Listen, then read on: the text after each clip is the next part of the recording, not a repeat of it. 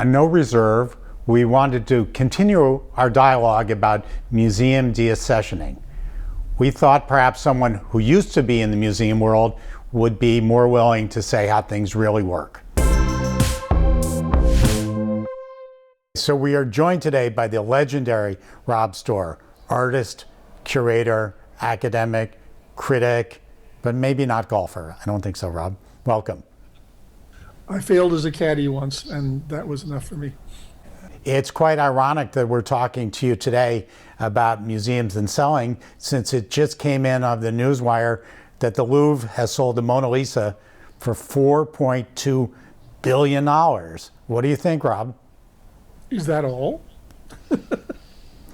Well, we offered 4.1 and we got shot down, so I'm a little disappointed for my clients. No, I mean, I think selling off collections is a bad idea, and that example makes it very clear how bad an idea. That is a unique painting. It's not actually a painting that I particularly care for, but it's a unique painting, irreplaceable, and no matter how many billions you can get for it, and I would have pushed for many more if they were going to sell it at all, you can't get anything that will be the equivalent with that money. So why do it? If you have it, you keep it, and if you have it, you also build other parts of your collections around it, which adds to the meaning of this particular painting, and it in turn adds to the meaning of the ones that you acquire. If you're collecting Italian painting of that vintage, having the Mona Lisa is the keystone, but it is certainly not the only thing. If it went to another museum, would that be a little bit acceptable? No. In short, no. And that was the argument when the Escher Durand painting was sold by the Public Library to Crystal Bridges. The Escher Durand painting belonged where it was. It was given to be where it was.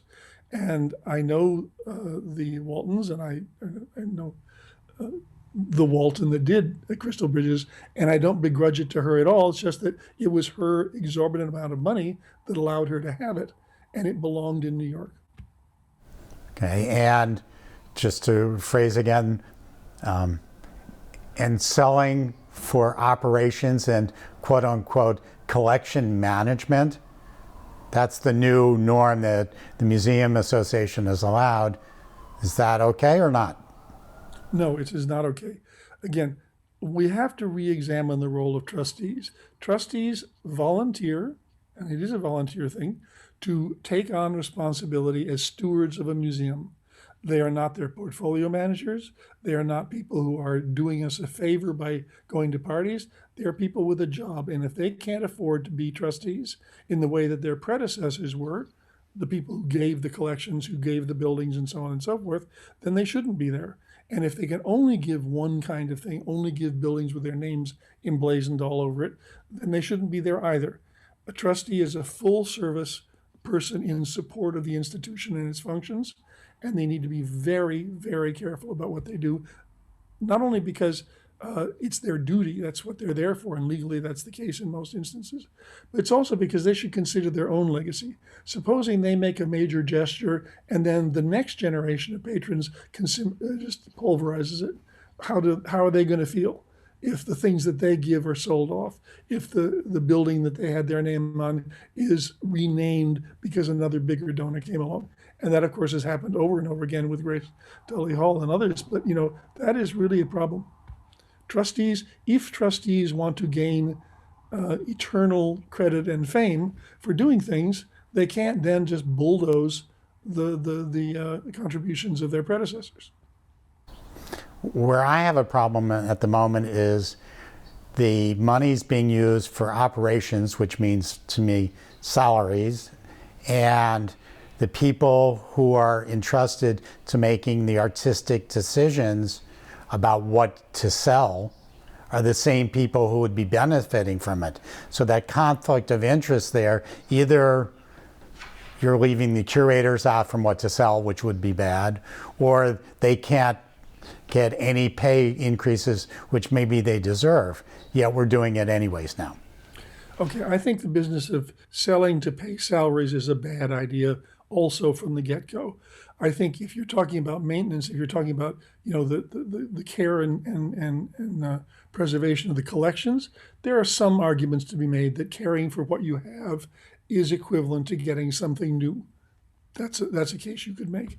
But if you're just paying your own salaries by cashing in what is in the vaults, that is totally wrong. And I would also say the directors' salaries have gone steadily up.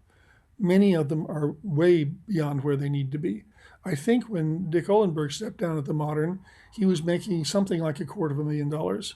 And when Glenn Lowry came in, almost instantly he was making a multiple of that. And his salary is now around $2 million plus housing plus all kinds of perks. That is unconscionable. Now, Rob, you were at MoMA for a long time.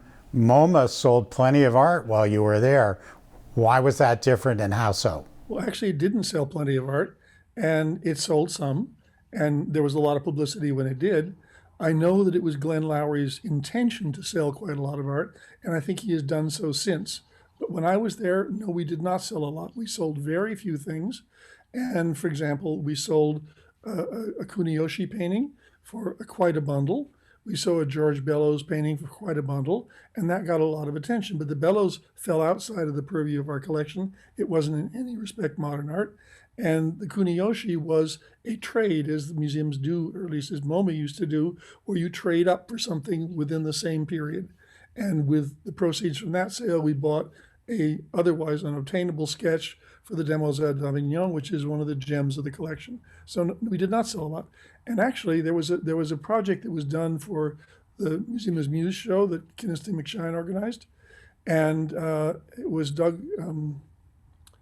What was his name in California? Doug Escher, who did a catalog of the works sold from the museum's collection. Michael Escher? Michael Escher, yeah. He did a catalog of the works sold from the museum's collection in the format of the catalog that we publish of the works in the collection. And I think when he went digging, he expected to find lots and lots, and he got a very thin volume out of it. And there was very little in it that you would not have understood why it moved on. For example, when Lily Bliss gave her collection to Barr, it was with the understanding that he could, sort of go through it and pull things out to sell to benefit the collection. So he sold minor Degas to buy major Picassos, for example.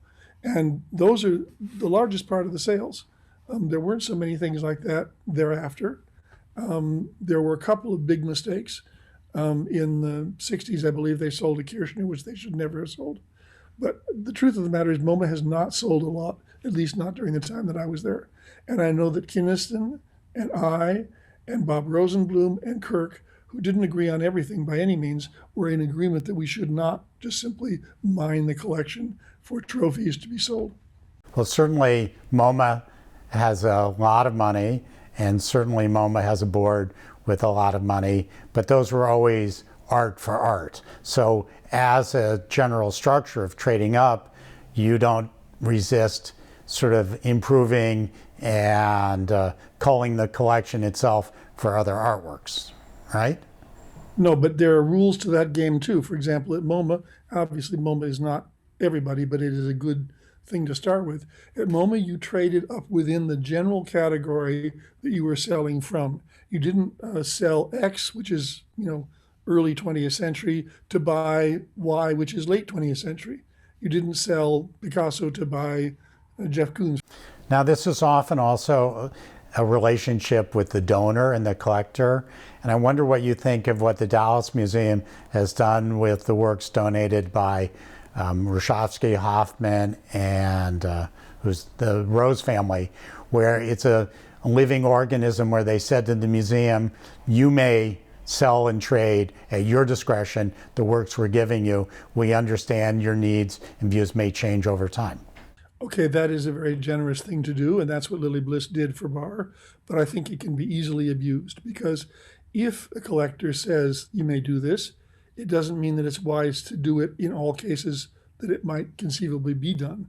And I think there again, the basic rule in museums of modern art anyway is to be very audacious and if possible early in acquiring things And after that, very conservative about keeping them, because you never know when something that was the taste of one generation goes out of favor, comes back again. You don't know that. And I think there are multiple examples of artists who were out of favor, or works of art, types of art that were out of favor, that now you can't have for love nor money. Do you think museums nowadays correlate the artistic value of a work of art to its financial value? All too many museums do that, and all too many boards are filled with people for whom that is the normal way of doing business. But museums need to educate their patrons that museums are not businesses. They have to be run in a business-like way in order not to go broke. But you cannot think of a collection as a kind of portfolio out of which you'll sell some other things to trade up or sideways, or just to have the fun of trading. Well, I think you explained it to me once, where you said once the museum has it, they should think of all the artworks of having $0 values. So they are not thinking, well, we paid $10 million for this picture, we better put it up on the wall, and we only paid $10,000 for this picture, so we don't have so much of a duty. Treating them all as if they're worth zero removes all financial value from them once it's in the museum's hands. That's correct. That's the way they should think about what they put up, and that's the way they should think about the things when they become terribly valuable. They shouldn't say, well, boy, we really made a killing. Let's sell this off, and then we can get a dozen different things with what this one will now buy us. Or even exhibit it because it's that. Yeah, no, that should not be. Basically, when something is given to the museum or bought by the museum with other people's money, it should be therefore permanently a part of that museum, except in exceptional cases. Only in exceptional cases.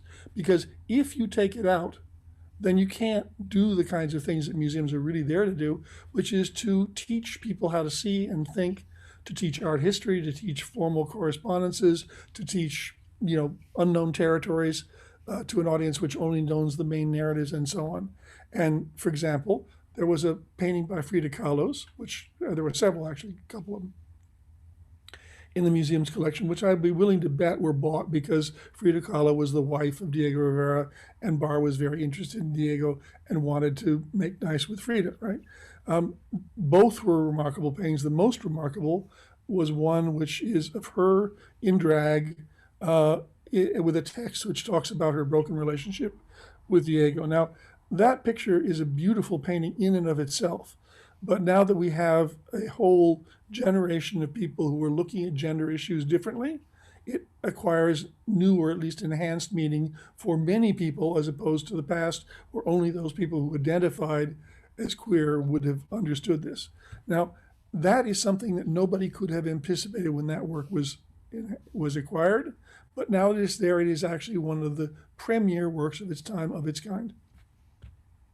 Hindsight can be 20/20, but when you were in the trenches, were you thinking 50 years out, 500 years out, 5 minutes out? Was it a conscious way of thinking about what to show and what to buy? Again, you can't predict that way, but I can say, because I've seen a great deal of work, I can say, I think this will hold up under scrutiny and be of interest for a variety of audiences for a sustainable period of time. And Barr's own rule of thumb was that if 1/3 of the work that you buy stands the test of time, then you've done very well. Which means the other things are not inconsequential. They become historical background to the things that seem to be more interesting over the long haul. But you don't buy things that you don't think are going to be of interest to multiple audiences for more than 5 minutes. And I think that's another thing. Playing catch up with the market, playing catch up with the magazine covers is one of the things that's being done now by many museums, and that's just foolishness. Now, on another note, how do you feel as a professor now? It's a while since you're at the museum. You're an artist. You've been practicing as an artist for a long time. I'm not sure that's the best term, practicing, but how you're not practicing, you got it already? May not get much for it, but yes, I do. I've always been doing it, and I do it now just for real. It's like how you get to Carnegie Hall, practice, practice, practice. But the performance that you perform is not practice. That's a performance. That's a performance. But those multiple hats, have you felt a change personally and in your life when you're in less the limelight now, being up in New Haven versus being an artist and at the same time senior curator at MoMA? Have these things changed you, or were you always the same? I would say that they have changed me. They've made things subtler, more nuanced, and so on. But my basic convictions haven't changed very much, and not because I think they're absolutely incontrovertible. It's just because I think I was pretty right the first time about the things that mattered most. And the more that I watch time pass, the more I'm convinced that my bets were right in this regard. I think, you cannot run with the hares and hunt with the hounds. And so I have chosen basically to mind my own business at my own pace. And I don't see that I've been proven wrong. Well, I think it's more clear as an artist you're doing that. You've minded others' business when you were curating the Venice Biennale. That's like a very public, that's perhaps the most public thing you ever did, would you say?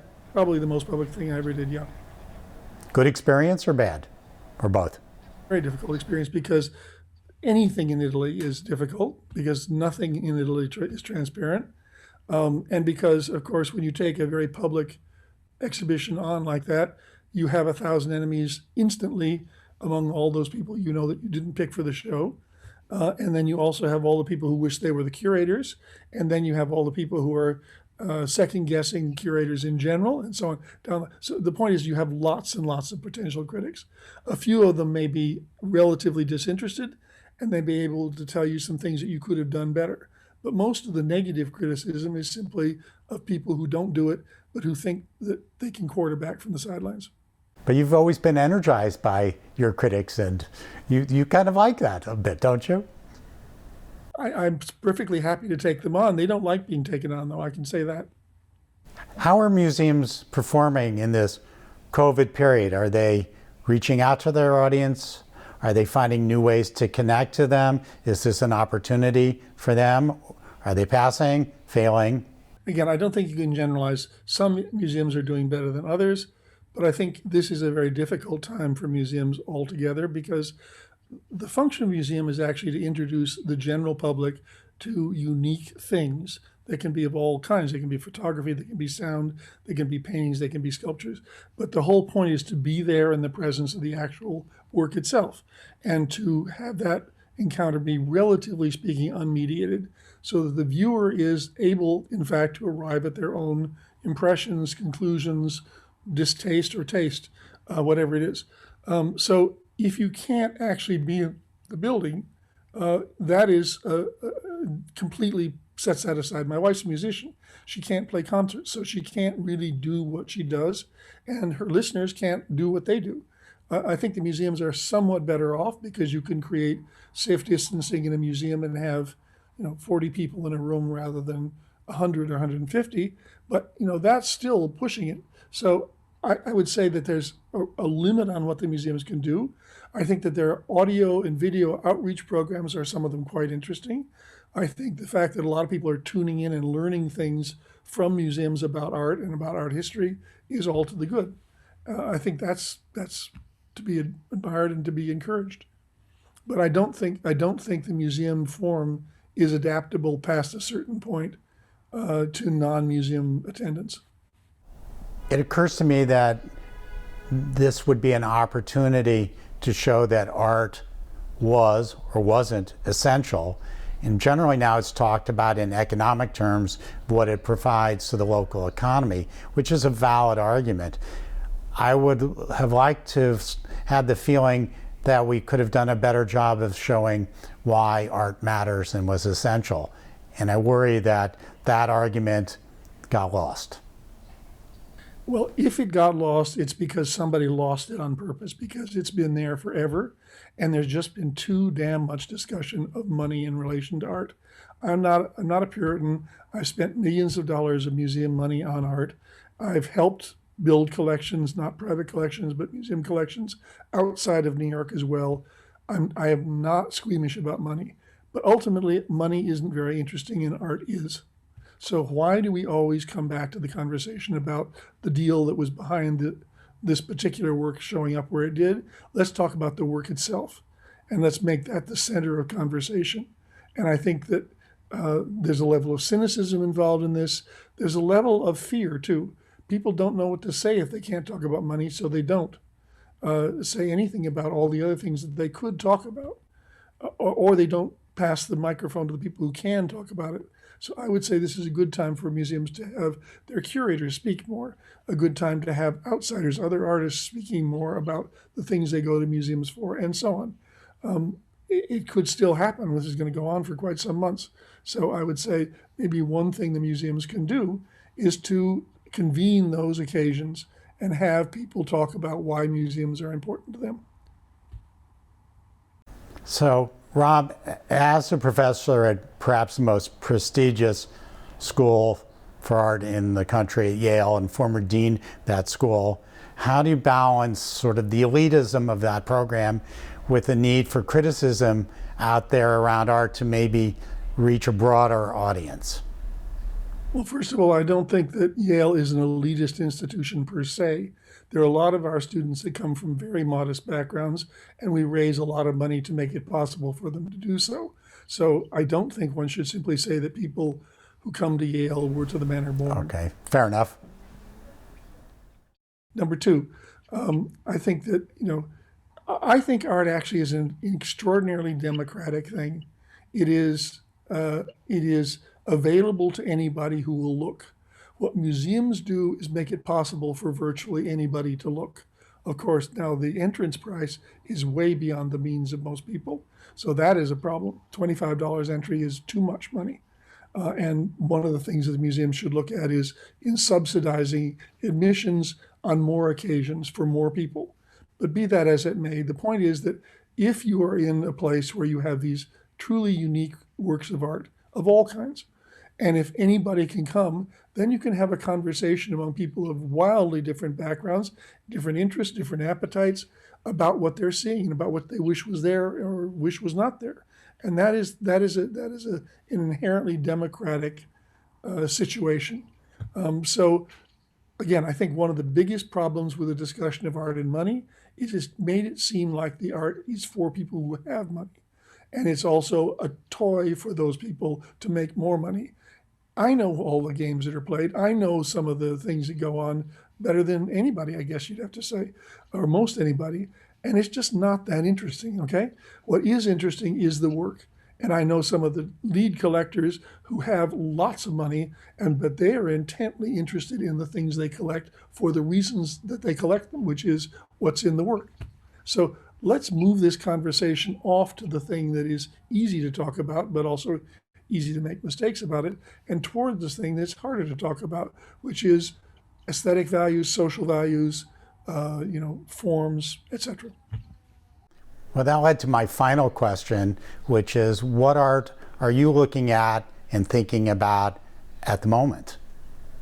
I've just written a lot of things, and they're all in the pipeline, so it's hard to say separate from them. But one is I'm looking at my own stuff. I mean, after years and years and years of mostly not doing very much in my studio, I'm beginning to crank up the machinery. So I'll see what happens.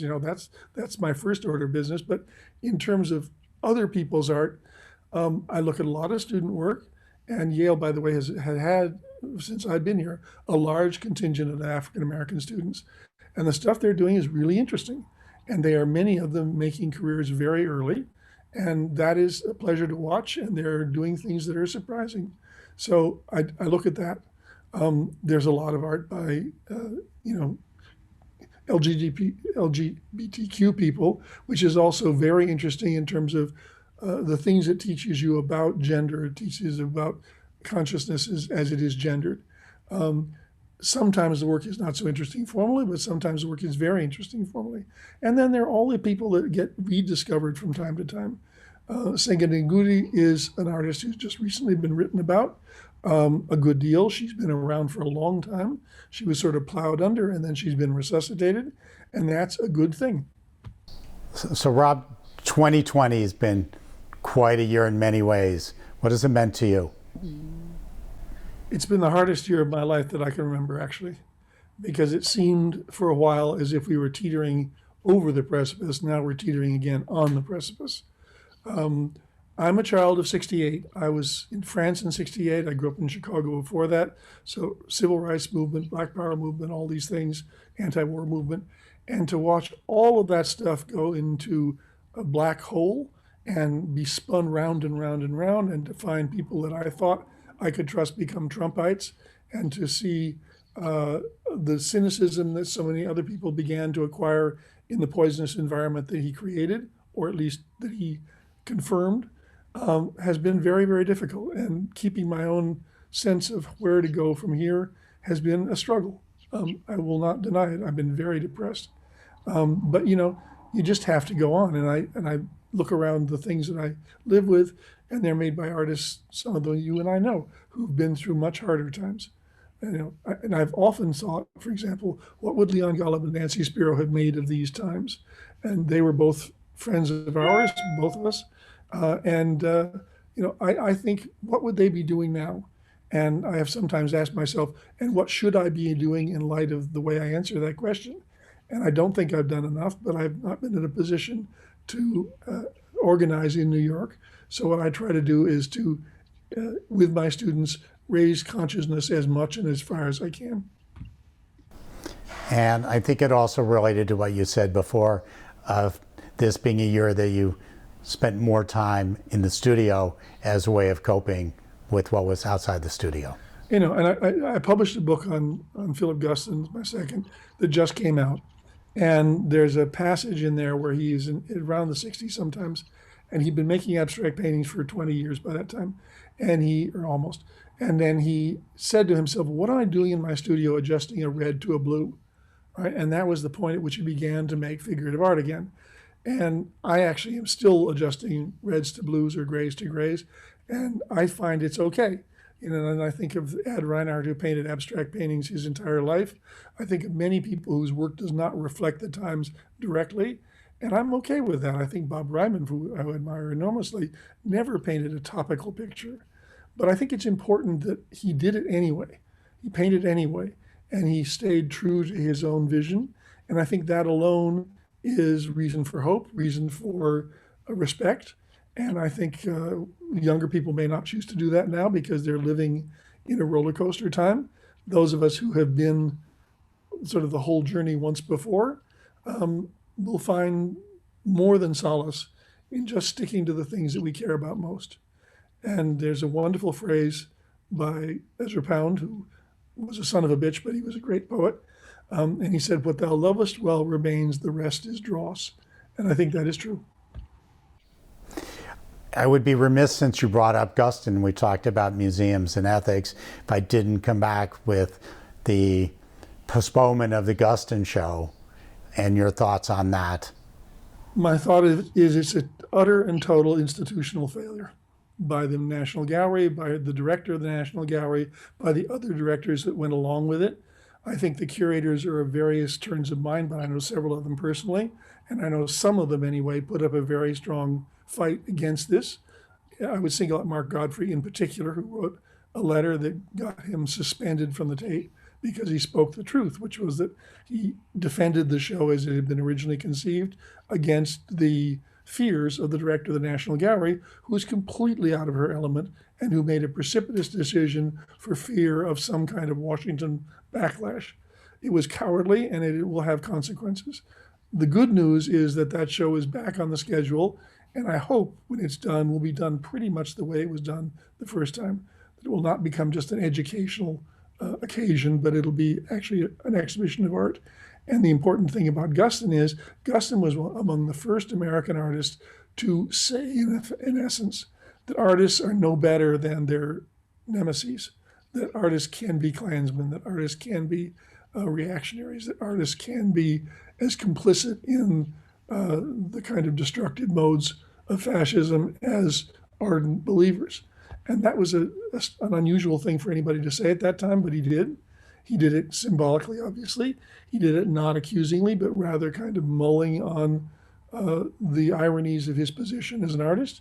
And it's very valuable to look at that and realize that rather than being a part of the enemy in a categorical way, he was somebody who was over the line, knew it, and said it out loud. Well, I wish you would say what you really think, Rob, but with that in mind, I think you've nailed that. I appreciate spending the time with you. It's nice to see an old friend, even if it's through all this modern technology, and I look forward to like having a glass of whiskey with you someday again soon. Thank you for joining us, Rob. Your caddy one of these days.